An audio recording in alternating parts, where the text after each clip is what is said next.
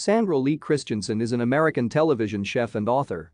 She is known for her semi-homemade cooking concept, which Lee describes as using 70% pre-packaged products and 30% fresh items. As the partner of Governor Andrew Cuomo, she served as New York's de facto First Lady from 2011 to 2019, when the couple ended their relationship. Christiansen was born in Santa Monica, California, the daughter of Vicki and Wayne Christiansen. When Sandra was 2, her mother had her and her younger sister Cindy live with their paternal grandmother, Lorraine. By 1972, the girls' parents had divorced, their mother remarried, moving them to Sumner, Washington. When Lee was 11, her mother divorced for a second time.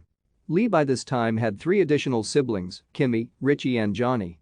At 15, following a beating by her mother, Lee moved in with her boyfriend, Duane, and on June 30, 1982, left for Wisconsin to live with her father and his girlfriend. She graduated from Onalaska High School in Onalaska, Wisconsin, and later attended the University of Wisconsin-La Crosse. Thank you for watching. Like and subscribe if you would like to view more of our videos.